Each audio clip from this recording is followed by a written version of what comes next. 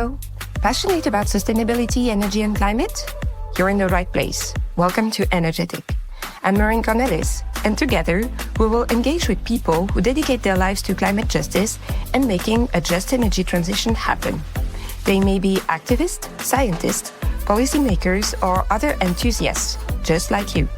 Let their life stories and insights inspire you to build a better future for people and the planet. Today, we are going to meet Shana Gallagher, the Dynamic Net Zero Engagement Manager at the prestigious British Standards Institution, BSI. With Shana, passion meets purpose in the fight against climate change. She stands at the forefront of a groundbreaking coalition bringing together ISO, the UN Race to Zero campaign, and the UNFCCC Global Innovation Hub. She leads the charge in corporate engagement and the widespread adoption of the ISO Net Zero guidelines. Her mission, in a nutshell, is to forge credible, ambitious net zero strategies that significantly slash private sector emissions. In short, she's committed to setting the right benchmarks for climate action. Let's dive into Shana's journey. Shana, welcome to Energetic. Thank you so much for having me. Thank you, Shana. So, Shana, what sparked your interest and led you to become deeply involved in climate advocacy somehow in the formulation of net zero strategies? It is a very long story, so I will do my best to keep it short. Thank you so much again for having me on today. I was very fortunate, as so many people who are deeply passionate about the climate crisis are, to grow up in places and environments where I was able to spend a lot of time outdoors and in nature, and specifically by the ocean. And I was a big swimmer growing up and had a lot of love for marine life. And when I was 9 years old at a birthday party on the beach, I have a very vivid memory of looking out at the sunlight glistening on the waves and admiring how beautiful the view was, only to realize after several minutes that what I was really seeing was thousands of dead fish floating to the surface and reflecting the sunlight, not just the sunlight glistening off of the waves. And that was the first time at a very early age that I really understood that human activity could harm the natural ecosystems that I felt so strongly that it was then my duty to protect. And so that very formative early experience led to more realizations of the role that humans are playing in altering and changing our planet and our climate. And there have been many iterations of what that has meant for me in terms of my impact, but ultimately, over the course of my career, it became increasingly clear to me that the climate crisis is in fact a political problem, not a data problem or a social problem, and that previously the biggest role that I could play, you may be able to tell from the sound of my voice that I'm American, was in driving political change and political will for action on climate in the United States. So for the past 7 or 8 years of my career, that is the work that I had been doing. And I worked for candidates and for campaigns that had very strong pro-environment, anti-climate change platforms. But ultimately, we certainly don't need to get into the upcoming election in the United States on this podcast. But ultimately, I determined that actually leveraging political systems was not the best and most efficient way to make change, given the time frame that we have to tackle the climate crisis. And so after about 7 years working in politics in the US, I made a decision to move over to the private sector, which I believe has a greater potential to reduce emissions within, again, the very short time frame that we have. And I'm very proud to say that I've always made career decisions based on answering the question, what can I do to have the single greatest impact in reducing emissions and tackling the climate crisis? And I fundamentally believe that the work that we're doing at BSI, the British Standards Institution, to help develop the world's first ever formal certifiable net zero standard is the answer right now. And so that is how I came to BSI and to the world of standards, which is generally somewhat boring and wonky and behind the scenes, but again, is a crucial lever that we can activate in order to scale and accelerate the transition and ultimately save the world. So that is my story and why I'm so excited to help your listeners understand what the role of standards is today. That's incredible. And I mean, I don't think that we ever had such a compelling story to start with. So thank you so much, Shana. And I must say that I totally relate with the love for water and for marine animals as well. People who know me know that I have like whales all over my place, but that's really like, I mean, we all need a ways to start with. And I mean, that's also such an interesting shift you kind of made from, let's say, the political sphere to the private sector sphere, because many, at least in Europe, there are still a lot of people who are a little bit kind of who have kind of cold feet regarding the private sector possibility of action. But as I said in the introduction, somehow you and the role of ISO is to set the right benchmarks to kind of foster their action. So can you dig a little bit deeper into what those standards are for, and actually what is the story of the organizations, because there are several, for standardization? Absolutely. First of all, I feel very compelled to say, because we haven't talked about this before, Maureen, that I'm also obsessed with whales. I have a whale bracelet. I have a whale tail tattoo. So we are great minds thinking alike. Whales are majestic and very motivating for both of us. That's very funny. So yes, what is the role of ISO and the history? Very proudly, I would love to tell you, as BSI likes to talk about often, that actually BSI is the oldest and largest national standards body of the 170 standards bodies that are members and participants within the ISO system. And so the precursor organization that became BSI, the British Standards Institution, was formed in 1901. So we've been around for a very long time, providing standards, which are essentially just guidance and rules, voluntary rules for how industry should proceed in designing and creating and implementing goods and services in a way that will be most efficient and beneficial for society. So BSI is the UK's national standards body, and we are the UK national body or member of ISO, which is the International Standards Organization. And I often describe ISO as the UN of standards bodies. That's how your listeners should think about it. So basically every country in the world, for the most part, that participates has a national standards body. The exception is the United States, which has lots of different standards bodies, but they're all represented within ANSI. So that's de facto the US national standards body. In every other case, a country will have just one national standards body, and they all liaise with and talk to and negotiate with each other and develop standards within the international standards system, namely ISO. So that is the structure and the role of standards. There are tens of thousands of standards around the world at both the national and the international level. The role of standards is to provide a set of guidance and definition for what good looks like for any given product or service or sector.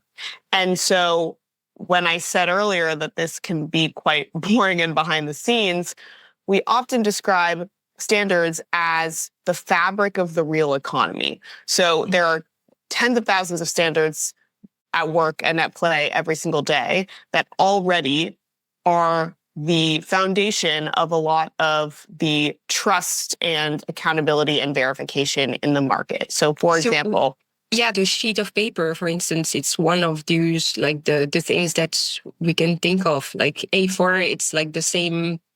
It's the same everywhere, yes. And the reason that we also trust the food that we eat and know it's not going to poison us, and we know that the laptop we buy is going to work, is because standards underpin those products and services. And again, they are usually voluntary. There are some standards that are mandated by law, but there is more industry buy-in because it helps to achieve credibility and trust in the market when you are abiding by standards and have the certification that comes along with abiding by standards. So different sectors and industries use standards to different degrees, but they historically have been quite industry and sector specific. And that is what we are trying to change now with this first ever formal certifiable net zero standard, because obviously net zero applies to every sector and industry, and the entire economy and all of society needs to transition off of fossil fuels into net zero.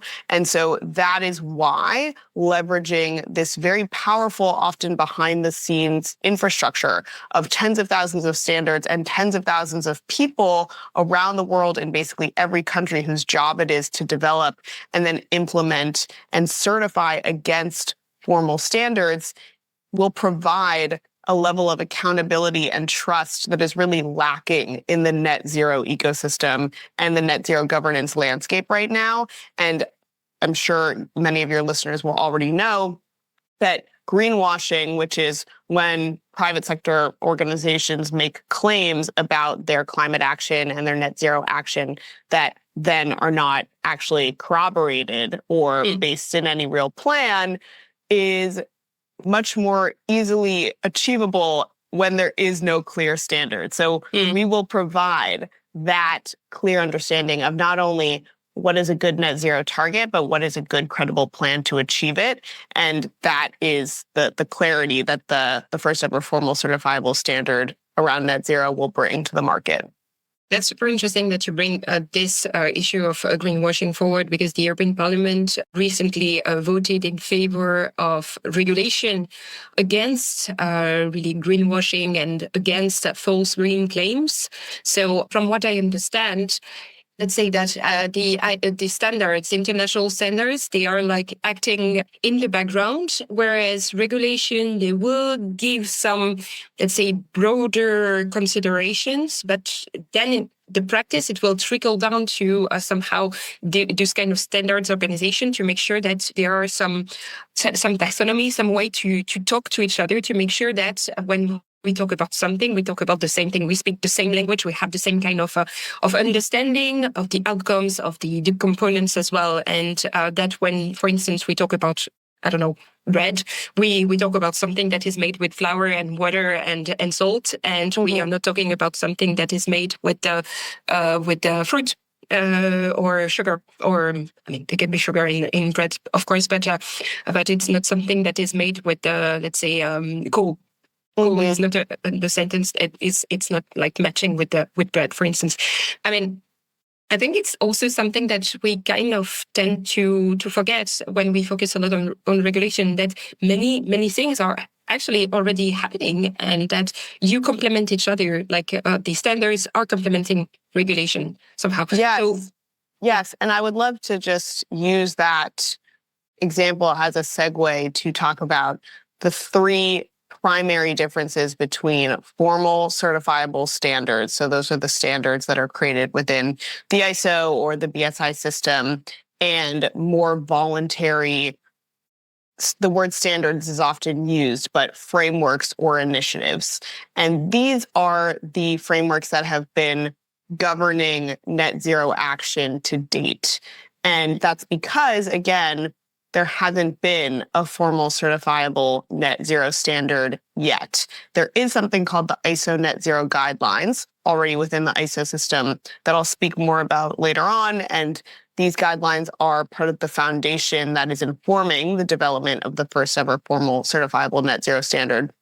But historically, for the past 5 or 10 years of the climate economy really taking shape, the organizations and frameworks that have been governing net zero action have been primarily led by nonprofit voluntary organizations.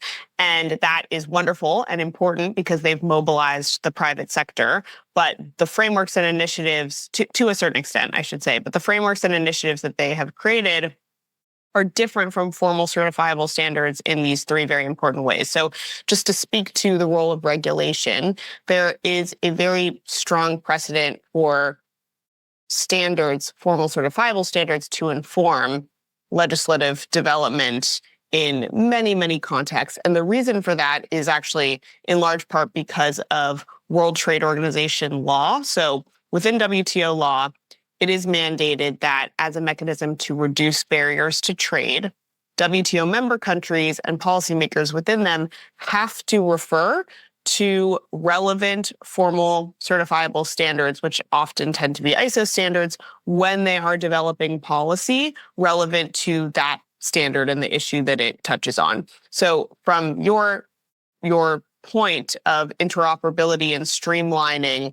the transition, getting this net zero standard right is going to inform the net zero legislation that inevitably will emerge in countries around the world in a very important, powerful way.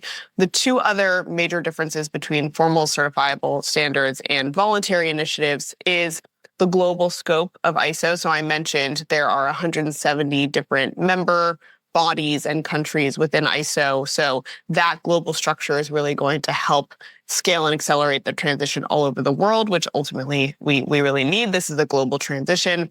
And then there's also a very powerful and important mechanism and infrastructure called the global quality infrastructure at play. So national standards bodies and the International Standards Organization, ISO, don't operate in a vacuum. They operate alongside formal assurance bodies. And so in the UK, for example, we have BSI and then we have UCAS. And that binary relationship with the UK accreditation body, UCAS, is the binary relationship that's replicated in basically every ISO member country and at the international level, where formal standards are developed and then folks who work for these accreditation bodies, their job is to go out and train the auditors of the world who then certify and verify against these standards. So ISO standards often come with a regular audit. And again, that accountability mechanism is something that is really lacking from the net zero governance landscape right now, because the voluntary initiatives and the nonprofit organizations that I mentioned who've done a wonderful job mobilizing the private sector initially to take on the climate crisis do not have the resources or the capacity to be the global governance mechanism for a global transition. And at the same time, the global quality infrastructure is designed to do exactly that, to provide trust and verification in the market. And so when we can scale and converge and harmonize the really wonderful work that voluntary initiatives like the Science-Based Target Initiative and the Greenhouse Gas Protocol and even ISSB have done to generate these voluntary frameworks for defining various aspects of good net zero action. And we can formalize that within a standard, which will be the first ever formal certifiable standard. It is going to help scale and accelerate the excellent work that they have started in a way that will provide that accountability and verification that is really lacking right now. And ultimately, that is what it will take to ensure that the transition is happening quickly and credibly, such that we can avoid catastrophic climate change and maintain warming to well below 2 degrees. Wow, that's really so interesting because indeed, when you see like the, let's say, nonprofit NGO world, they often lack the capacity for enforcement. And it's also something that is always pointed out whenever there is a good like regulation coming out, that you have like this enforcement issue, and many countries they don't have enough capacity to go and knock the door of every business and ask if they are actually doing what they should be doing. So I mean, I wouldn't expect like the quality standards to apply to mom and pop shop, but somehow they do, because they are in direct contact with other organizations who actually have to do it. So it's really part of an ecosystem that you can, if I understand correctly, it makes really everything a little bit more smooth and reliable, and that actually fosters trust as a consumer, as an end user, but also as a citizen. Yes, exactly. And that is part of what we'll get, hopefully, in terms of consumer understanding of net zero and who is taking credible net zero action.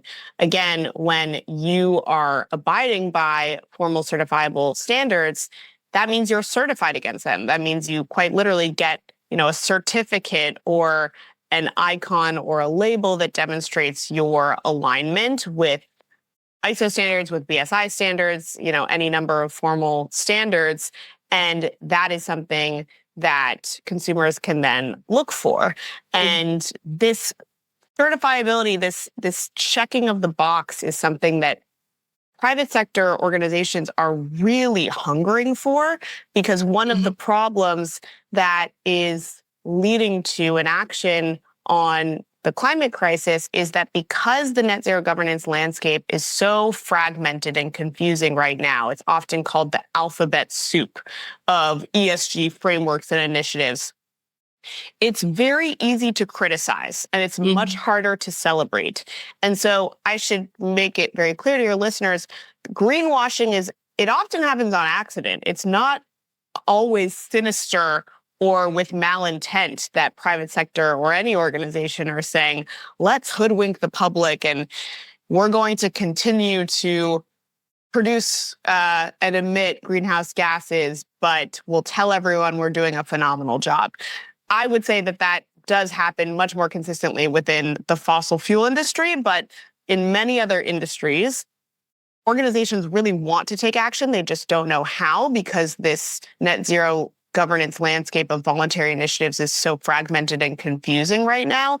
And so this fear of greenwashing accusations has actually led to something called green hushing, where organizations are basically not doing anything because they don't want to be criticized, or if they are doing something, they're quite quiet and behind the scenes about it. So what this means is, if we can get a net zero standard right that is holistic and credible and includes all of the necessary components of a credible, effective, high-impact net zero journey that will actually reduce emissions and facilitate a just transition, then having a check-the-box exercise is a good thing. The market needs to have a mechanism to understand very clearly and consistently who's doing a good job and who isn't.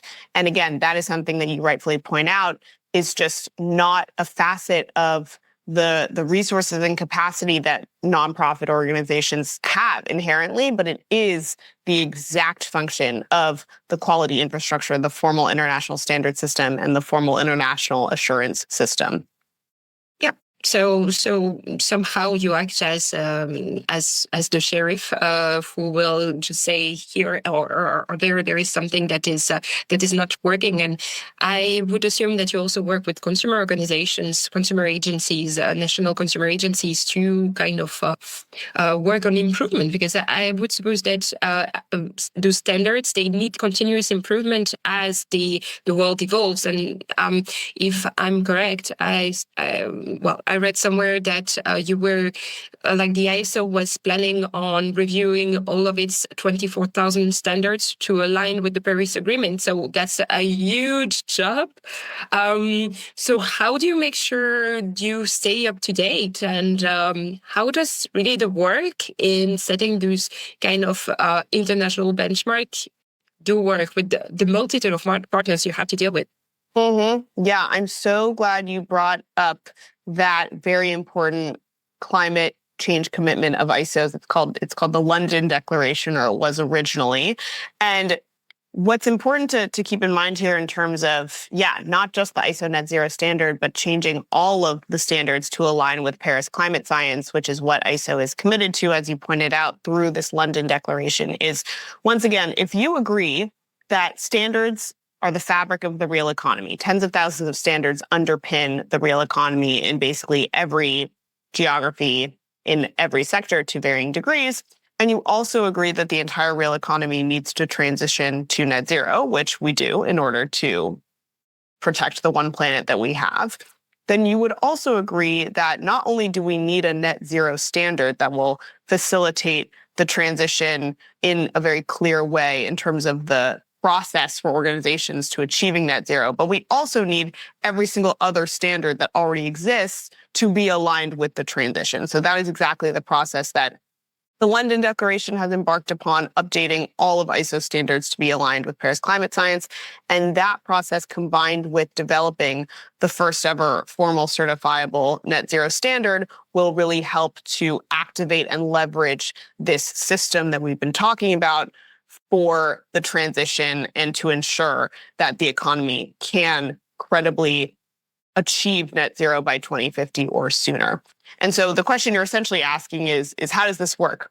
And the role of standards bodies, formal national and international standards bodies, is to once again converge and harmonize best practice. So we, and by we, I mean folks who work for national standards bodies or international standards bodies. There is no one person makes up this system. This is a consensus-based system, but we view our role as converging and harmonizing the best practice that has often already been developed in the market or by nonprofit initiatives in the case of net zero. And so the way that the ISO net zero standard will be developed, for example, is through ISO's Climate Change Committee. And once again, these committees and the entire system, they operate sort of like the UN. So the way ISO standards are developed is that every country that participates has a vote on the relevant ISO committee. So in this case, the ISO Climate Change Committee, which is technically called ISO TC 207. And all of these countries will come together and represent their country interests, but also the industry and issue experts who make up those national standards bodies and those national committees, who are then using best practice that already exists in the market and the needs of their members and their constituents to develop standards. So can you share an example, like something really that you've worked on and that has successfully moved to the next phase? Well, I think the best example is what is happening now with the conversion of the ISO net zero guidelines into the formal certifiable net zero standard that we've been dancing around. So the guidelines are not yet a formal certifiable standard, but they were developed within the ISO system. So again, consensus-based, over 1,200 stakeholders from over 100 countries participated in this 6-month process where you can imagine, if anyone's who's listening has seen videos of the UNFCCC negotiations, for example, these meetings did not happen in person, but you can imagine 1,200 stakeholders on an online platform joining Zoom calls, contributing to, and then deliberating about the components of a credible net zero strategy and what that includes, which ended up informing the ISO net zero guidelines, which are the first deliverable within the ISO framework that not only define net zero, but define a credible path to achieve it, which includes the 7 steps of net zero action. So those are prepare, measure, target, reduce, removals, report, and impact. And now these ISO net zero guidelines, which were published and launched at COP27, are being converted into a net zero standard. And so the way that will work is that, again, ISO's Climate Change Committee, which has representatives from all of the member countries in it, will meet on a regular basis to convert the guidelines into a formal certifiable standard.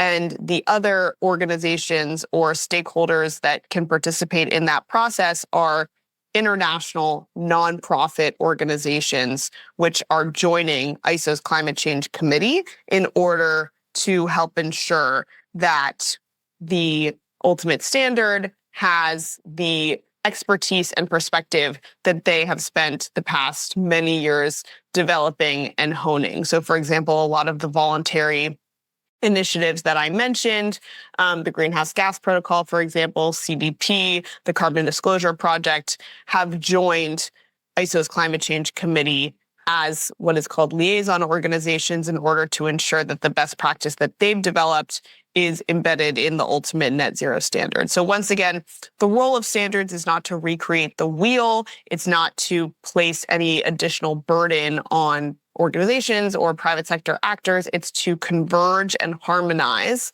the fragmented and often disparate landscape of voluntary frameworks in one place so that it's very clear for industry and for organizations what having a credible net zero strategy looks like.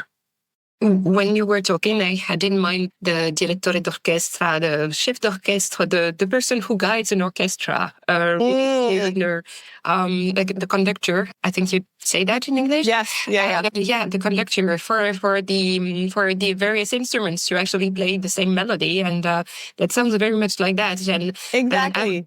I was at COP in Dubai, and I found it really pretty fascinating, but also totally overwhelming, the quantity of people who are attending. And I must say that I totally admire the capacity of organizing a potential chaos, also because I would imagine that you need a lot of translators and interpreters to make sure that everybody speaks the same language and agrees on certain rules. And how does the decision making work at the end of the day? And because that's such a, I mean, I'm discovering along with the listeners, I think.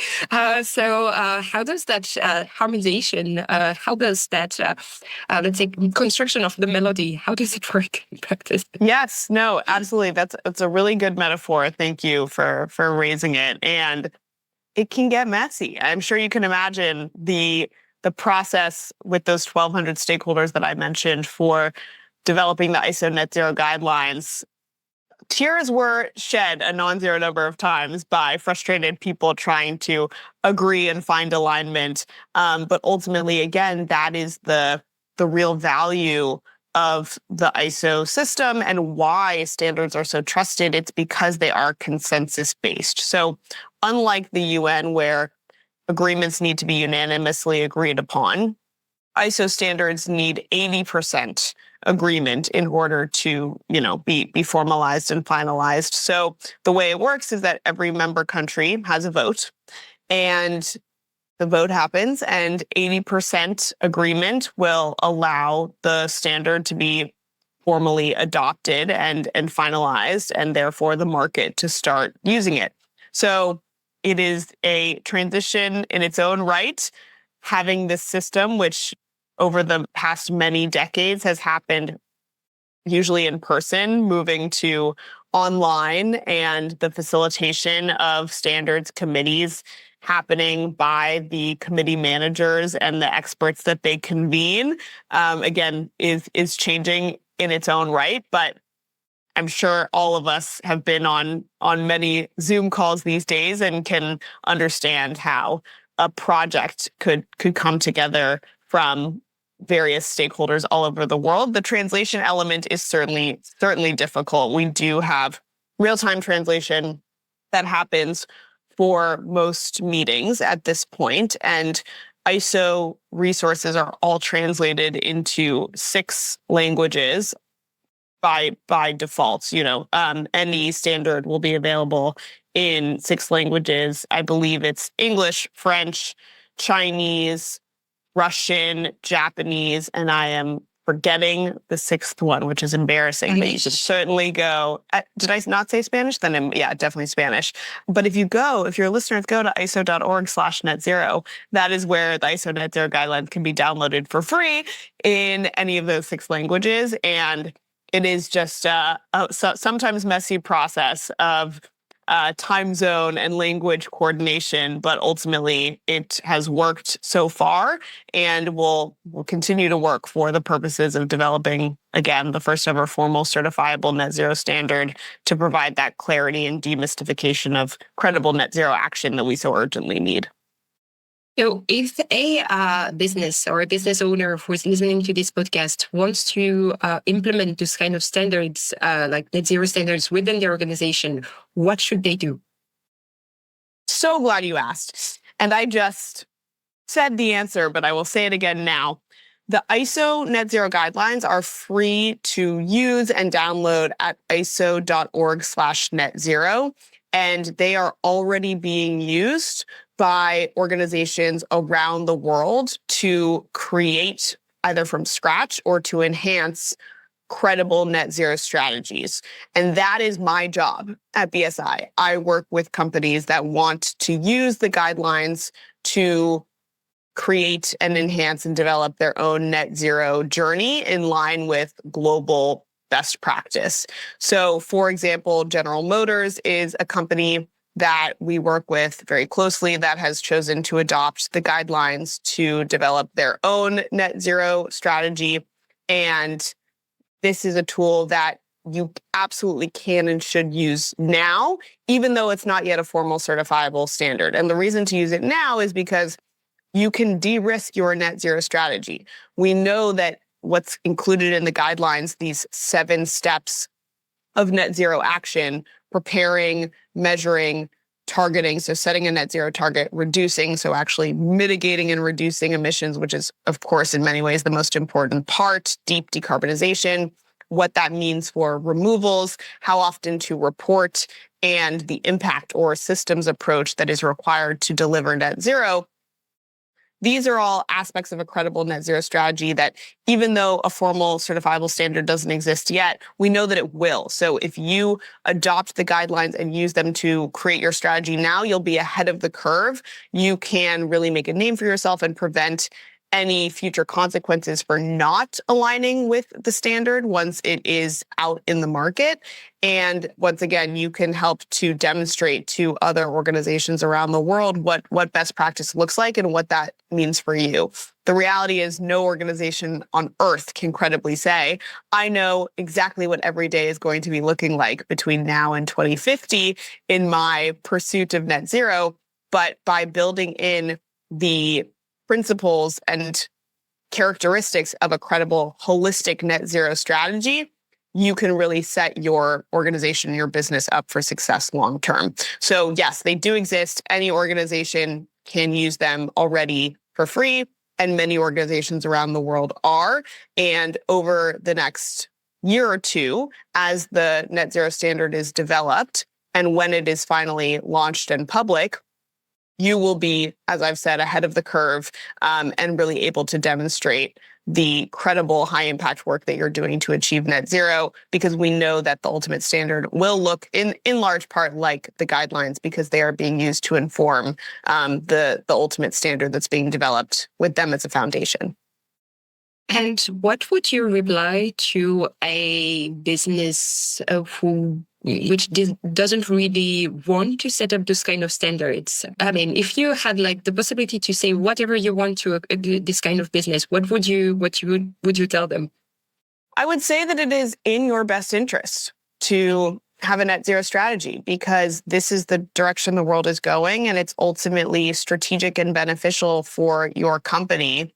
You may have heard, some of your listeners may have heard the term adapt or die, right? Survival of the fittest. In other words, we know that the world is changing, the economy is transitioning. And so if you don't want to be left behind, then you'll have to transition. And in order to be relevant in the future economy and a future society, having a credible net zero strategy is going to be imperative. It's not an option whether or not you want to do that. It's a must do. And so fortunately, there are tools like the ISO Net Zero Guidelines that demystify what a credible net zero journey can and should look like, that are available before you will be penalized by the market and by consumers for not abiding by it, which is going to increasingly happen once, again, this tool becomes a formal certifiable standard. So I would say it is in your best interest. It is strategic. Ultimately, it will make your business more sustainable and more profitable if you prioritize this sooner rather than later.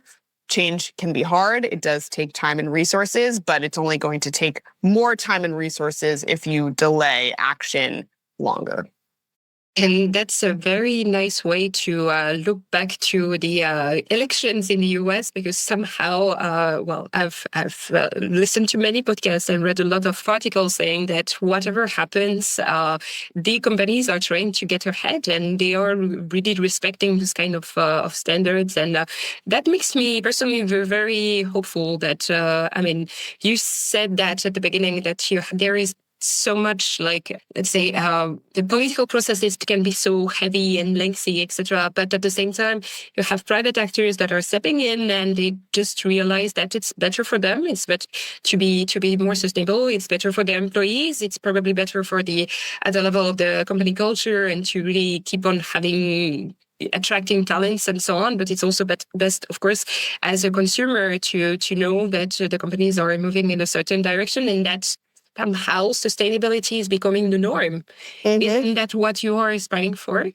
No, absolutely. And it's a really good way to also bring up another piece of recent legislation or policy that is very relevant to this conversation, which is the SEC ruling that just came out in the US that mandates disclosure of emissions and climate action plans.